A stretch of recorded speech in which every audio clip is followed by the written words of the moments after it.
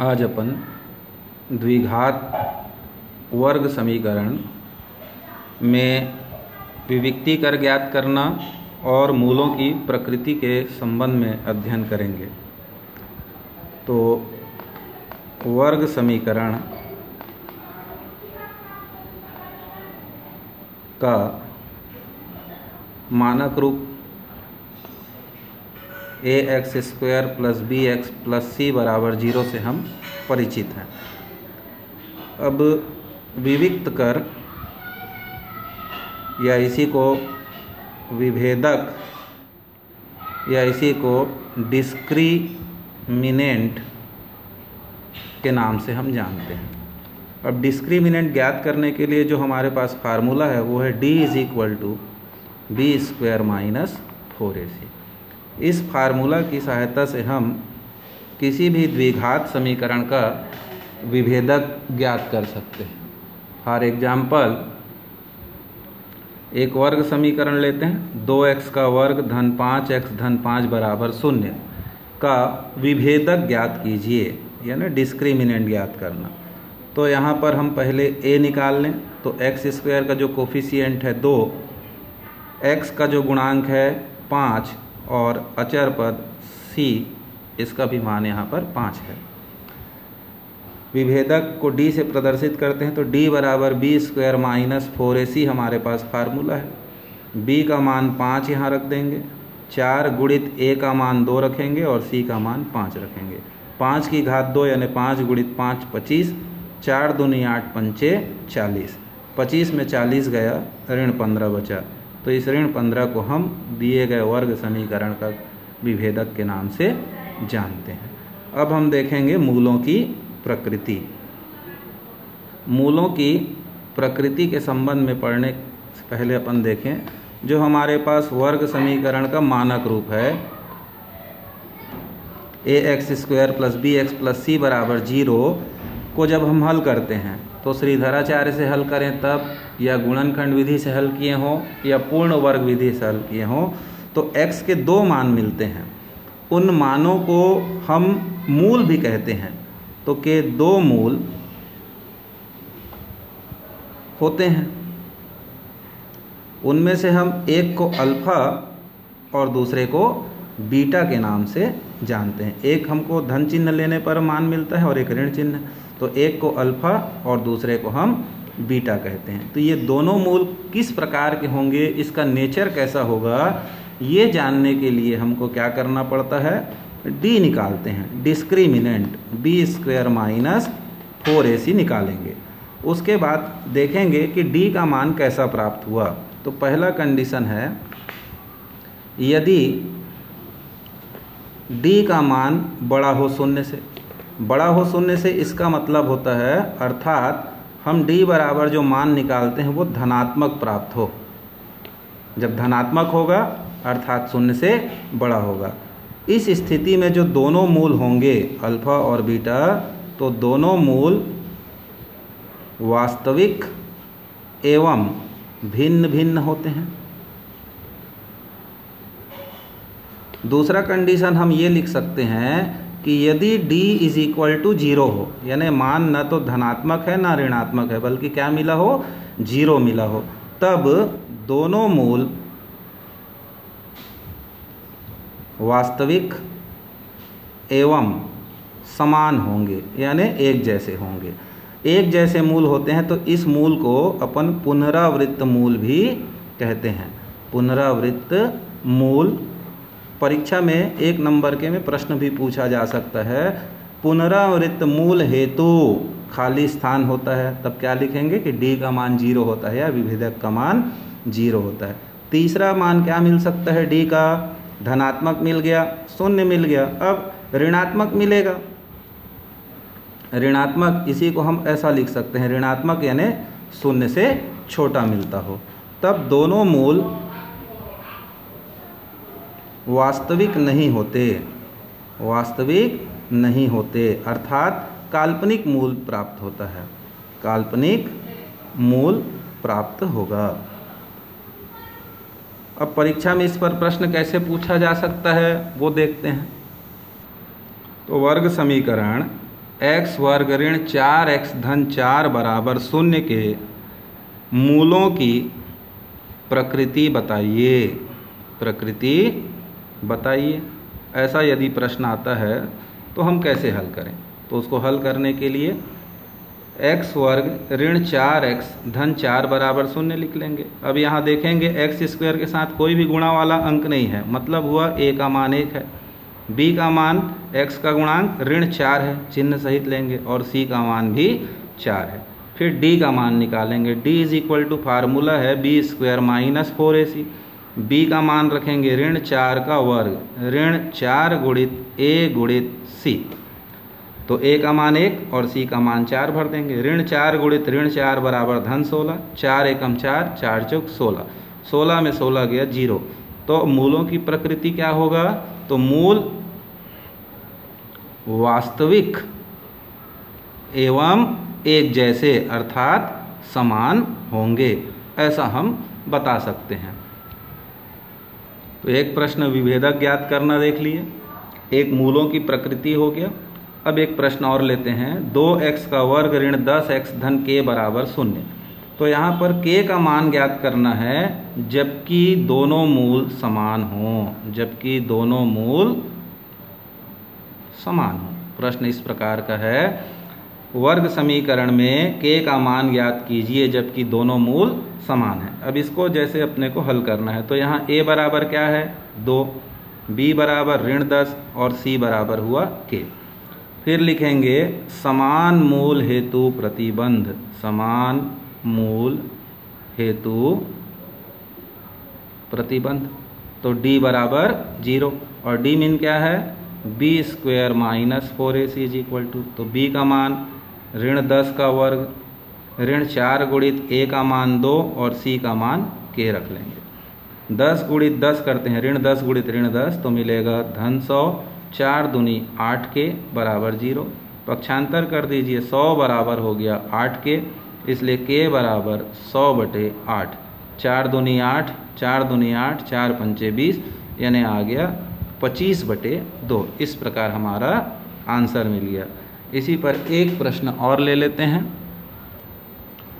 kx का वर्ग ऋण 5x धन k बराबर 0। यहाँ भी प्रश्न वही है, k का मान ज्ञात करना है यदि मूल समान हो। तो इसको कैसे हल करें? यहाँ a बराबर k, b बराबर ऋण 5, c बराबर k। फिर लिख लेंगे समान मूल हेतु प्रतिबंध। तो ये हो जाएगा d is equal to 0, d mean b square minus 4ac बराबर 0, b का मान ऋण 5 का वर्ग, 4 गुणित k गुणित k, a और c का मान k भर देंगे। ऋण 5 गुणित ऋण 5 का गुणा करेंगे तो 25, ऋण 4 गुणित k का वर्ग बराबर हो जाएगा 0। अब पक्षांतर करेंगे तो 25 बराबर हो जाएगा 4k का वर्ग, 4 को नीचे भेज दीजिए तो 25/4 बराबर हुआ k वर्ग। तो हमको k का मान चाहिए, तो क्या लिखना होगा? वर्गमूल लेने पर। जैसे ही वर्गमूल लेंगे k बराबर आ जाएगा 5/2। तो वर्गमूल लेते समय धन और ऋण दोनों चिन्ह आपको लगाना है। इसके बाद फिर देखते हैं वर्ग समीकरण ax वर्ग धन bx धन c बराबर 0 के मूलों का योगफल, मूलों का योगफल। तो अपने पास दो मूल हैं अल्फ़ा और बीटा, तो उसको अल्फ़ा प्लस बीटा लिखे, और इसके लिए जो फार्मूला हमारे पास है वो -b/a होता है। फिर मूलों का गुणनफल,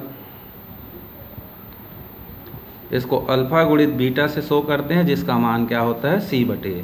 तो हम इसको सिद्ध भी कर सकते हैं। तो यहाँ देखते हैं, इसको सिद्ध कीजिए, ऊपर जोड़ देते हैं प्रश्न। सिद्ध कीजिए कि वर्ग समीकरण ax वर्ग धन bx धन c बराबर 0 के मूलों का योगफल ऋण b/a तथा मूलों का गुणनफल c/a होता है। अब इसके लिए क्या करेंगे? तो चूंकि वर्ग समीकरण ax वर्ग धन bx धन c बराबर 0 के दो मूल एक को क्या बताया गया था, अल्फा, और दूसरे को क्या बताया गया है, बीटा। तो मान लीजिए अल्फा हम उसको लेते हैं जिसमें धन चिन्ह लिया जाता है। तो श्रीधराचार्य का सूत्र क्या था, ऋण बी धन ऋण बी का वर्ग ऋण 4ac/2। तो यहाँ धन ऋण में से केवल जब धन चिन्ह लिखा हूँ तो उसको अल्फा से डिनोट करेंगे, और जब यहाँ का ऋण चिन्ह इस्तेमाल करेंगे तो उसको बीटा से डिनोट करेंगे। इस प्रकार हमारे पास अल्फा और बीटा का मान मिल गया। तो अल्फा का क्या मान हुआ, -b प्लस रूट के अंदर b² -4ac/2a, और बीटा का -b minus root of b² -4ac/2a। अब हमको योगफल प्रूफ करना हो तो दोनों को जोड़ देंगे, और गुणनफल का प्रूफ करना हो तो दोनों को गुणा करेंगे। तो पहला देखते हैं, इसको दे देते हैं 1 और इसको दे देते हैं 2। तो फ्रॉम इक्वेशन 1 एंड 2,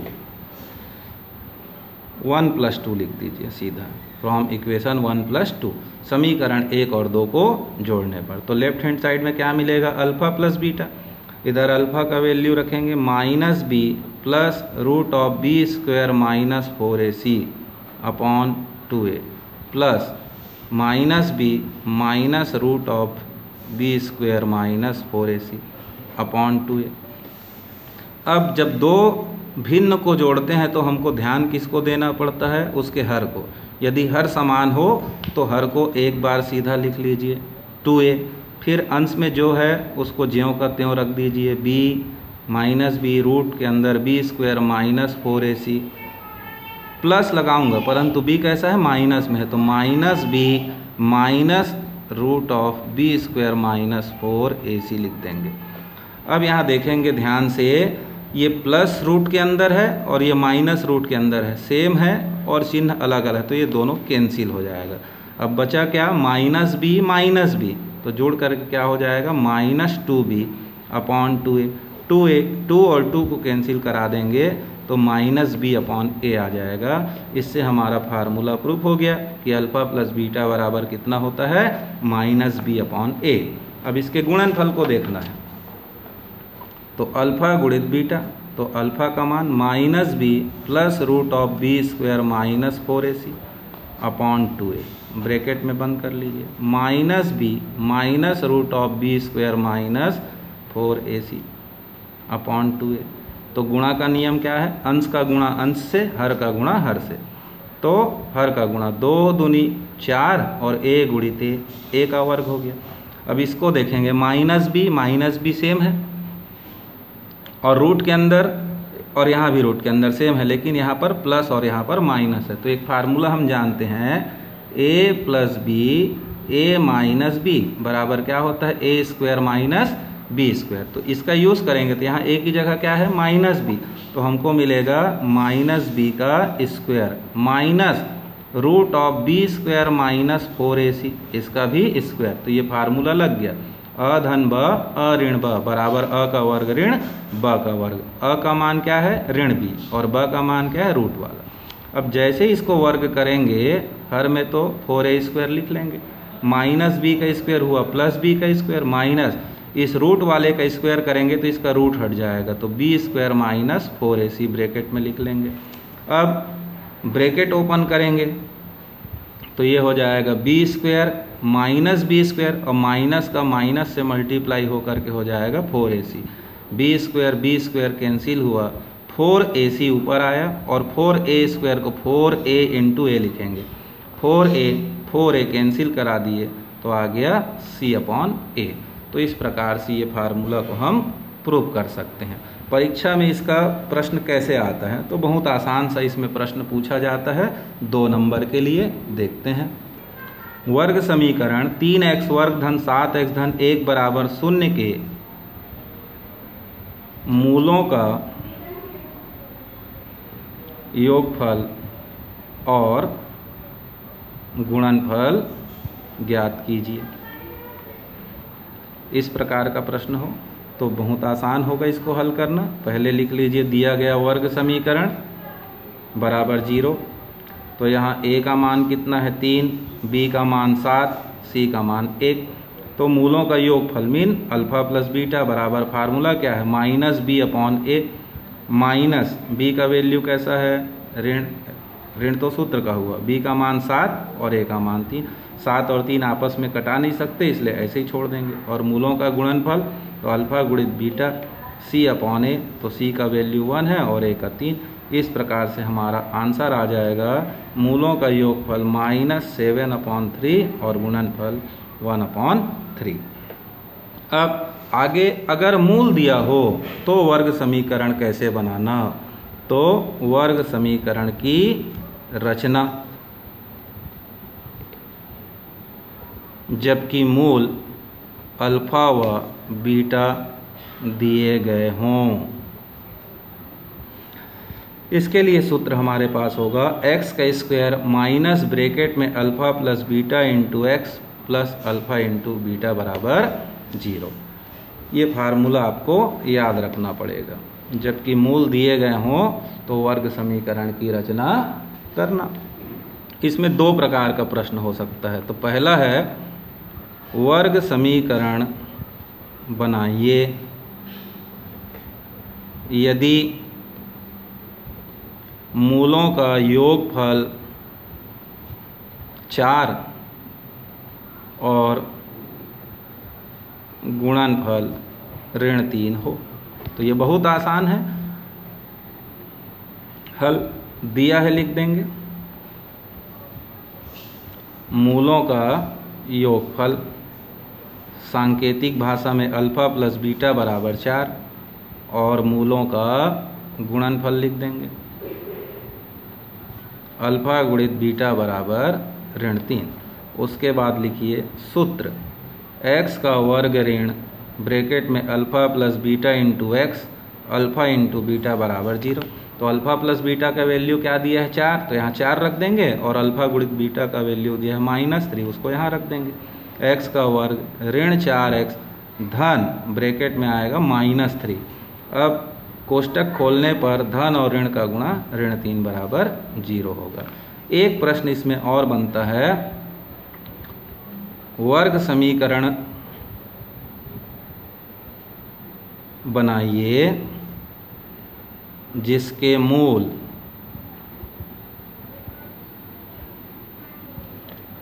√3 - 7 और √3 + 7 हैं।